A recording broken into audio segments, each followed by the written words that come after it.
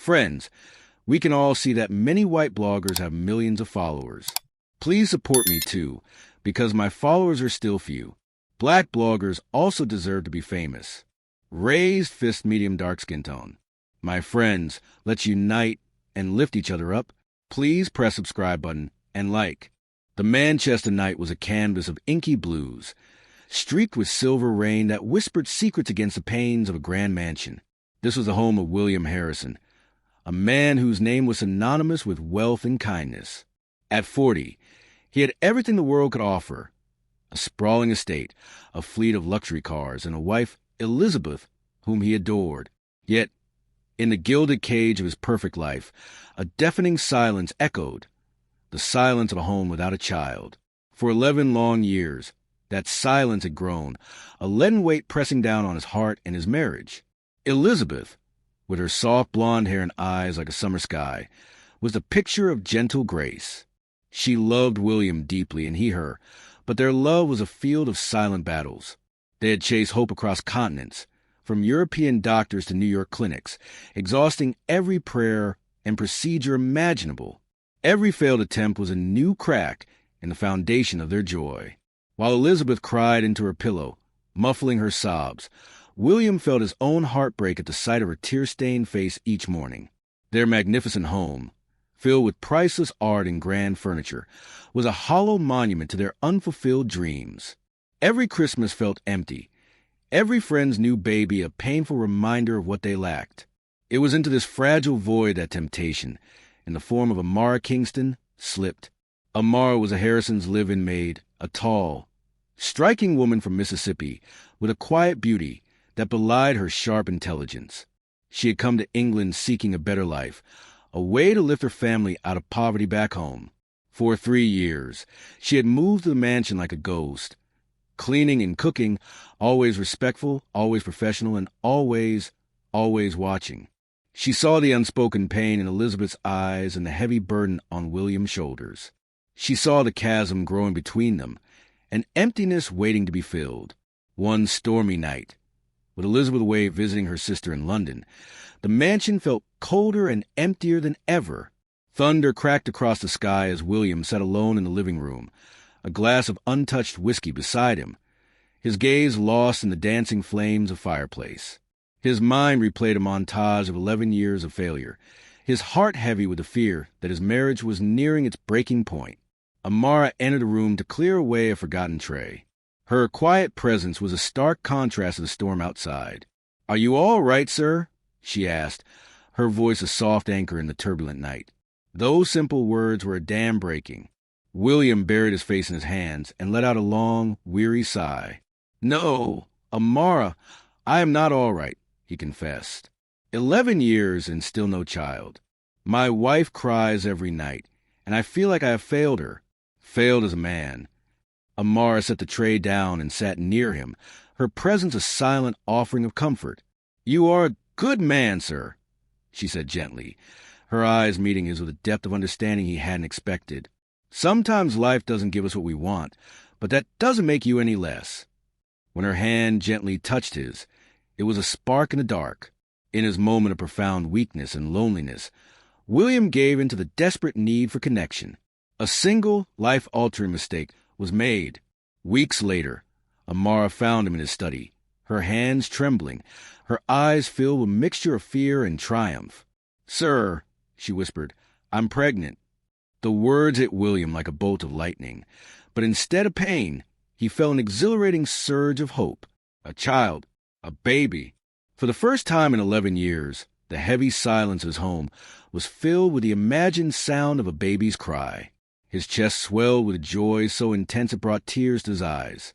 He hugged Amara, thanking her, his mind already racing with visions of Elizabeth's shining face when he told her the news. In a state of wild elation, he drove through the rain to his mother's countryside home in Cheshire.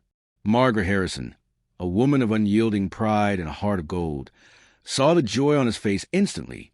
"Mother," he announced, gripping her hands, "I'm going to be a father. Amara is pregnant." But the joy in his voice was met with a look of sheer terror on his mother's face. The color drained from her cheeks as she pulled away, her voice a trembling whisper. "No, William, that cannot be." Confusion washed over him. "What do you mean? This is our miracle." Tears streamed down Margaret's face as she shook her head. "When you were 21, you had that terrible accident at Oxford. Do you remember the fall from the horse?" William nodded, a cold dread creeping into his heart. That fall had nearly killed him. He had spent months in the hospital, his back broken. Margaret's voice broke as she delivered the devastating truth. "The doctors told me then you had suffered a spinal cord injury. They said you were left impotent. You could not father a child." The words hit him harder than the fall ever did. His world spun, the joy of a moment ago turning to bitter ash. His mother had kept a secret to spare him pain, believing it was a kindness. Now, it was a cruel, agonizing betrayal. If his mother was telling the truth, then Amara's pregnancy was not his. Broken and disbelieving, he left his mother's house and drove through the night, a storm of shame and humiliation raging inside him. By morning, he knew he had to confront her. He found Amara in the kitchen.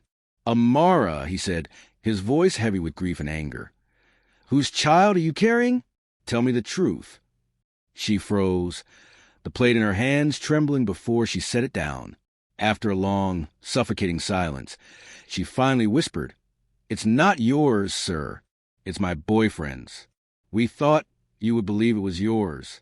We wanted the money, the better life. We wanted to escape."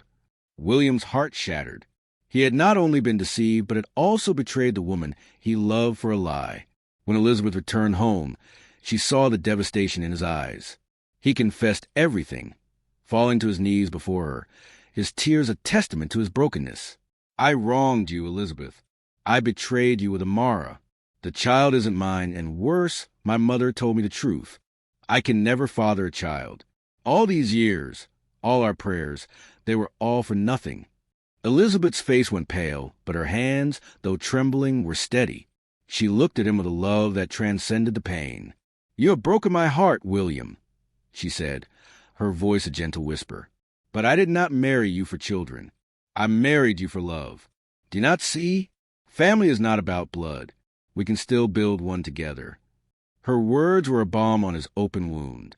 Her forgiveness, a testament to her profound love, broke through his despair like sunlight. William wept in her arms, humbled by her grace. That night, Amara was dismissed, her desperate scheme exposed. William and Elizabeth began the slow, painful work of rebuilding.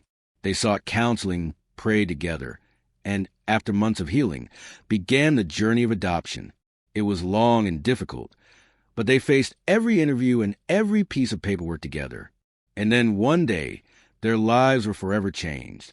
They welcomed twins, a boy and a girl, into their hearts and their home. For the first time, their mansion was filled with the sound of children's laughter. Toys littered the polished floors, and the silence that had haunted them for so long was replaced by a joyful noise. As William held his twins, he thought of his mother's painful truth, Amara's desperate lie, and his own moral failure. But more than anything, he thought of Elizabeth's unwavering love and forgiveness. He understood then that a true family is not built by blood alone, but by love, sacrifice, and the resilience to face life's storms together. He had been broken by life, but in the end, he was rebuilt stronger, learning that the most profound gifts are often found not in what we desire, but in the unconditional love that saves us from ourselves.